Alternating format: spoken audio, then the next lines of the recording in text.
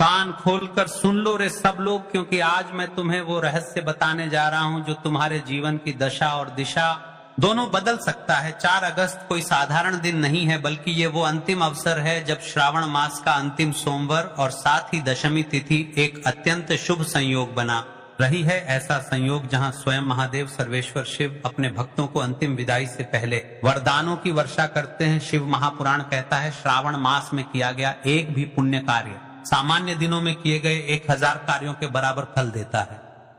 कि वही कार्य श्रावण मास के अंतिम सोमवार को किया जाए तो उसका फल असंख्य गुना बढ़ जाता है। आज 4 अगस्त को श्रावण का वह आखिरी दरवाजा खुला है जहां से हम शिव को विदा करेंगे।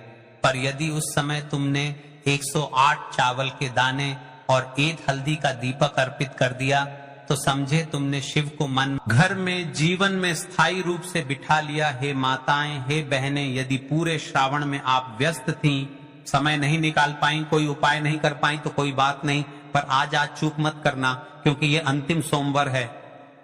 बार ये योग पूरा 1 वर्ष बाद आएगा। कितनी बार तुमने कहा होगा काश मेरी मनोकामना पूरी हो जाए, काश बेटे की नौकरी लग जाए, काश मेरी बीमारी खत्म हो जाए, काश धन की कमी ना रहे। आज वह काश को सत्य में बदलने का दिन है जब तुम आज रात्रि को या दिन में श्रद्धा से 108 चावल के दाने और हल्दी से बना एक दीपक शिवलिंग के समक्ष अर्पित करोगे। तब शिव तुमसे कुछ नहीं पूछेंगे, ना तेरा नाम, ना तेरी जात, ना तेरी संपत्ति, वो केवल तेरी भावना देखेंगे, तेरी श्रद्धा देखेंगे, तेरा समर्पण देखेंगे। देखिए महाराज, एक महिला का पत्र आया है। शिव महापुराण की कथा में जिस महिला ने बताया है कि महाराज मैं श्रवण के अंतिम सोमवार के दिन इस उपाय को किया था, मेरे साथ क्या क्या चमत्कार हुआ, आज की इस कथा में हम इस पत्र को पढ़कर आपको बताएंगे। देखिए यह सारे पत्र पहले ही आ जाते हैं और श्रवण का अंतिम सोमवार आ रहा है, उससे पहले ही हम आपको बता रहे हैं कि इस उपाय को करना कितना आवश्यक है। तो सुनो पत्र को, एक सच्चा अनुभव, भाग्य परिवर्तन की गाथा। वाराणसी की एक महिला राधा देवी 4 साल से बेटे के सरकारी नौकरी के लिए भटक रही थी। श्रावण मास के अंतिम सोमवार के दिन उन्होंने शिव मंदिर में जाकर 108 चावल के दाने और हल्दी का दीपक अर्पित किया। उस दिन उन्होंने कुछ खास नहीं मांगा, बस शिव से कहा जो तुझे उचित लगे वही दे दे। 2 महीनों में उनके बेटे का चयन रेलवे में हुआ, उनके घर का सारा कर्जा मिटा और अब वे हर साल इसी दिन व्रत व उपाय करती हैं। कहती हैं भाई साहब मैंने शिव को पाना सीख लिया। देखिए महाराज, श्रावण महीने के कुछ ही दिन रह गए हैं। और हाँ, जिन लोगों ने पिछली वीडियो में कमेंट किया था, आज जान ले वे लोग अपनी जुड़ा भाग्य और भाग्य में चल रही परेशानियां, दिक्कत जो भी है, जिनकी राशि वृषभ और तुला है, उनके लिए ये सोमवार और भी चमत्कारी होगा, क्योंकि चंद्रमा और शुक्र का विशेष संयोग उनके जीवन में नया धन, प्रेम और सफलता लाएगा। पर इसका मतलब ये नहीं कि बाकियों के लिए यह दिन सामान्य है। आज का दिन हर उस व्यक्ति के लिए है जिसने जीवन में संघर्ष किया है, पर अब आशीर्वाद चाहता है। यदि आप इस 108 चावल के जाने वाले उपाय को नहीं कर सकते तो कोई दिक्कत नहीं, लेकिन रात्रि में यह छोटा सा अवश्य कर लेना। महाराज यदि आप यह उपाय दिन में नहीं कर पाए तो रात्रि को सोने से पहले अपने घर के मंदिर में एयूएम नमः शिवाय का 108 बार जाप करें और एक हल्दी का दीपक शिवलिंग या फोटो के सामने जलाएं। बस ये छोटा सा कार्य शिव को संकेत देगा कि मेरा भक्त मुझे विदा कर रहा है।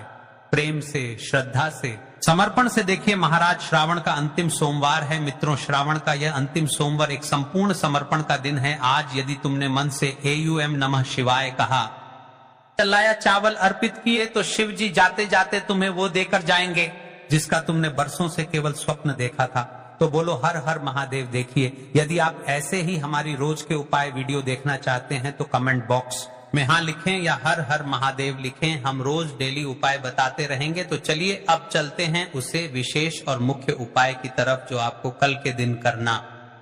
इस 108 चावल के दाने वाले उपाय को हमें इस सावन महीने का अंतिम सोमवार दशमी तिथि के दिन करना है। किसको करना है, किस समय करना है और कहां पर करना है, ये सारे सवालों के जवाब आपको इस वीडियो में मिल जाएंगे।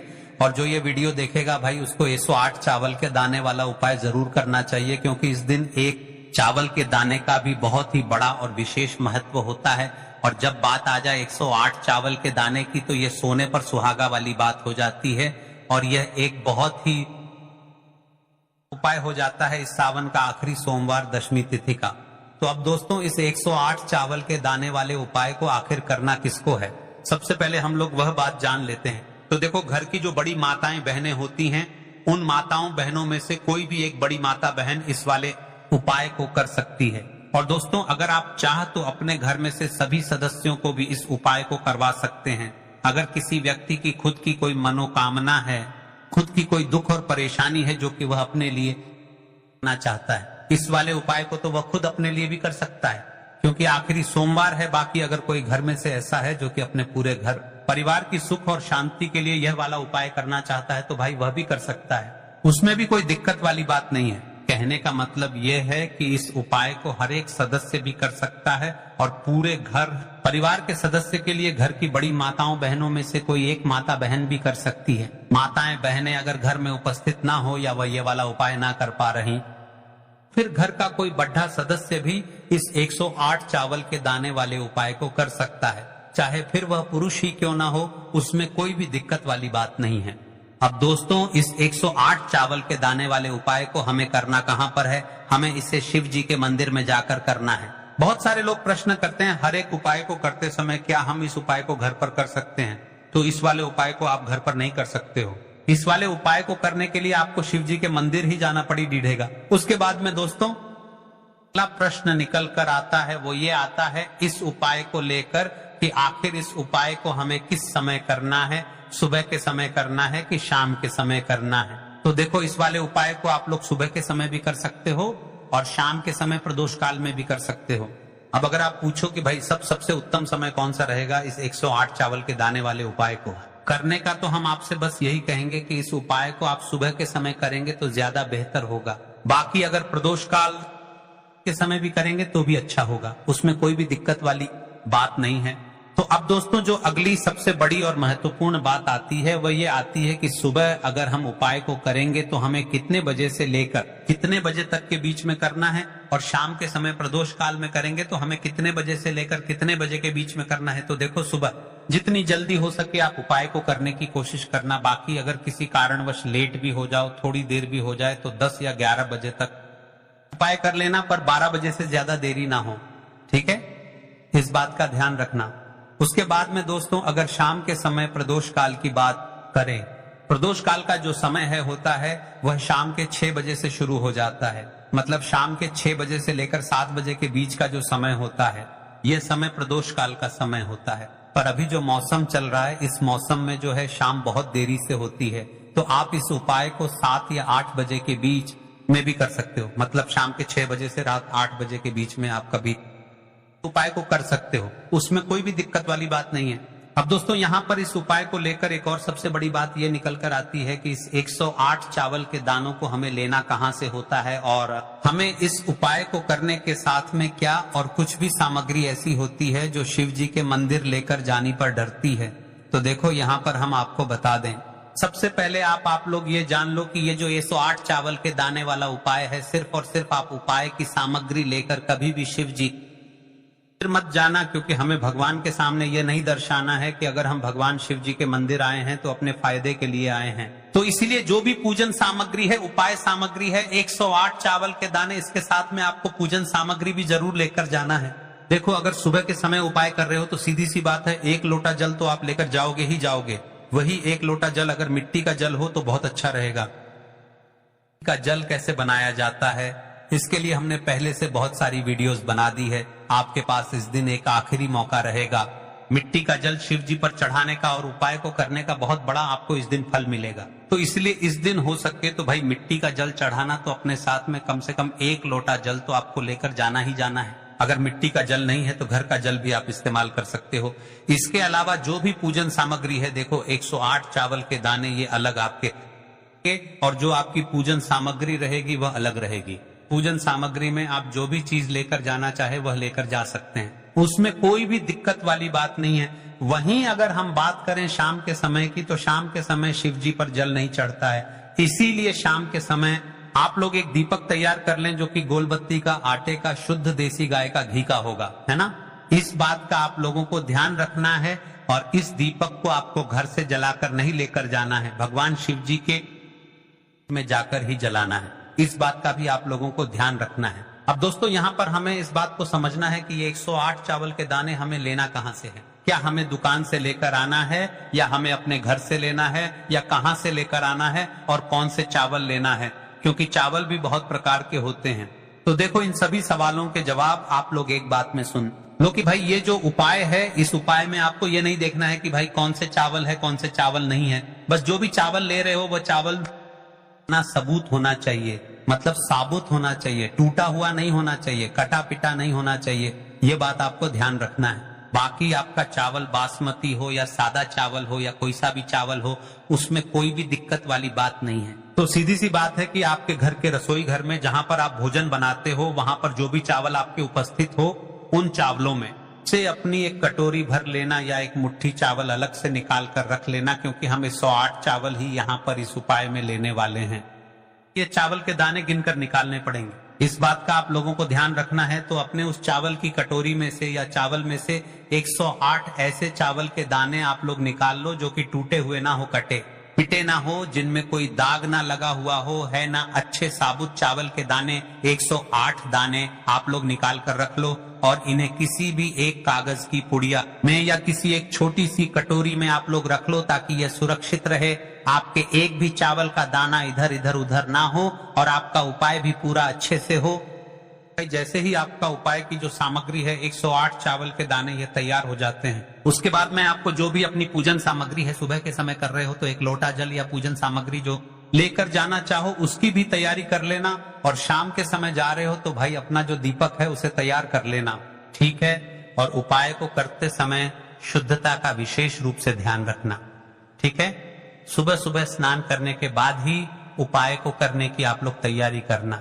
उसके बाद अगर शाम के समय की बात, तो शाम के समय आपको स्नान करने की जरूरत नहीं है, पर शुद्धता का ध्यान रखना है। आपको स्नान तो नहीं करेंगे, आप हाथ मुंह धोकर भी इस वाले उपाय को शाम के समय प्रदोष काल में कर सकते हैं, इसमें कोई दिक्कत वाली बात नहीं है। तो आप अपने उपाय की पूरी सामग्री तैयार करके आपके पास ही में जो आपका शिव मंदिर हो वहां पर पहुंच जाइए। सबसे पहले शिव मंदिर में जाकर आप लोगों को उपाय नहीं करना है, पहले भगवान के दर्शन करना है, भगवान से आशीर्वाद प्राप्त करना है, फिर शिव जी के पास में आना है। शिवलिंग के पास में आने के बाद आप जो पूजन सामग्री लेकर आए हुए हैं, जैसे कि सुबह गए हुए होंगे तो एक लोटा जल और जो भी पूजन सामग्री लेकर आए हैं आप उनसे भगवान शिव जी की पूजन कीजिए। सबसे पहले तो एक लोटा जल ही चढ़ेगा, उसके बाद में आपकी पूजन सामग्री चढ़ेगी। उसके बाद में अगर दोस्तों शाम के समय अगर आप इस उपाय को कर रहे हो तो अपने साथ में कम से कम एक जो दीपक है गोलबाती का जो आप अपने साथ में लेकर गए हो, उस दीपक को मंदिर में जाकर अपनी माचिस से जलाना है। दीपक को शिवलिंग के पास में रखना है, ठीक है। इस दीपक को रखने के बाद ही आप लोगों को अपना यह वाला उपाय शुरू करना है, और दीपक को ज्यादा पास में मत रखना, वैसे भी गर्मी पड़ रही है, भगवान शिव जी को आंच नहीं लगनी चाहिए, है ना। तो भाई जैसे ही आपकी पूजा अर्चना हो जाती है आप भगवान शिव जी को प्रसन्न कर लेते हैं। उसके बाद में शिवलिंग के पास ही में आप कहीं पर बैठ जाइए, सामने या आसपास जिस जगह पर आपको बैठना हो वहां पर बैठ जाइए और अपने वह 108 चावल के दाने अपने निकाल कर रख लीजिए, क्योंकि अब यहाँ पर उपाय को यहाँ पर करने की आपको तैयारी करना है। और इस तरीके से जब आप उपाय करेंगे, पूजन सामग्री करने के बाद, पूजन अर्चना करने के बाद, तो आपको उपाय का फल बहुत जल्दी और बहुत बड़ा होकर मिलेगा। तो अपने 108 चावल के दाने अपने सामने निकाल कर रख लेना, और यह जो उपाय है ये आपकी सीधे हाथ की हथेली से होगा, इसलिए इस बात का भी विशेष रूप से ध्यान रखना है। तो सीधे हाथ की हथेली का प्रयोग करके ही आप लोग अपना इस वाले उपाय ना अपने सामने जो भी आपकी कागज की पुड़िया है उसको खोल कर रख लो, या कटोरी है तो भाई उसे अपने सामने रख लो और अपने वह 108 चावल के दाने निकाल लो, ठीक है। उसके बाद में दोस्तों अब आपको क्या करना है कि शिवलिंग आपके सामने होगी तो आपने वह 108 चावल के दाने एक एक करके आपको शिव जी के शिवलिंग के ऊपर चढ़ाना है।